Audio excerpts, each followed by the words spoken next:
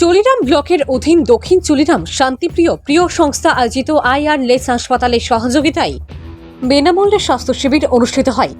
বন্যা দুর্গতদের সাহায্যার্থে আইআরলেস হাসপাতালের সহযোগিতায় স্বাস্থ্য শিবিরে প্রদীপ জেলে সূচনা করেন বিশিষ্ট সমাজসেবী প্রতীক কিশোর দেববর্মা, সিপাহীজলা জেলা পরিষদের সদস্য রাজকুমার দেবনাথ, এলাকায় অভিভাবক বিষ্ণু চক্রবর্তী, স্বপন দেবনাথ, আইআরলেস হাসপাতালের চিকিৎসক শীতল দেববর্মা, শান্তিপ্রিয় সংস্থার সভাপতি শুভম দেবনাথ, শান্তিপ্রিয় সংস্থার সম্পাদক কৃষ্ণপদ চক্রবর্তী সহ সংস্থার অন্যান্য সদস্যরা স্বাস্থ্য শিবিরের ফিতে কেটে শুভ সূচনা করেন। বিশিষ্ট সমাজসেবী প্রতীক কিশোর দেববর্মা সহ অন্যান্য অতিথিরা চলিরাম শান্তিপ্রিয় সংস্থা চলিরাম এলাকায় বিভিন্ন সামাজিক কর্মসূচিতে আবদ্ধ, যেমন রক্তদান শিবির থেকে শুরু করে স্বাস্থ্য শিবির, নেশার বিরুদ্ধে সচেতনতামূলক আলোচনা, বন্যা দুর্গতদের সাহায্যার্থে স্বাস্থ্য শিবির।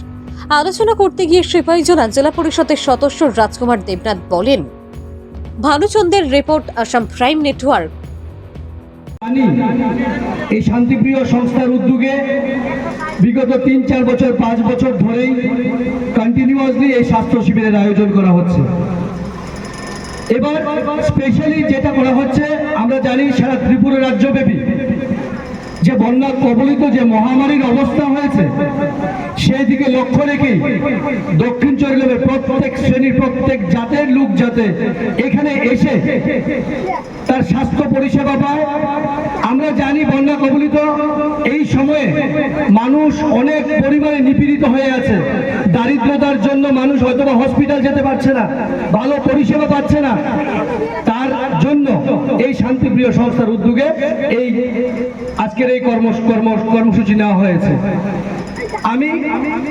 আমরা একটা জিনিস জানি, আমাদের বাঁচার তাগিদে আমাদের দুইটা জিনিস সবচেয়ে বেশি মূল্যবান, তাহলে এডুকেশন আর হেলথ। যদি স্বাস্থ্য ঠিক থাকে তাহলে পৃথিবীর সব ঠিক, যদি শিক্ষা ঠিক থাকে তাহলে পৃথিবীর সব ঠিক। তো আমি বিশেষ কিছু আর বলবো না।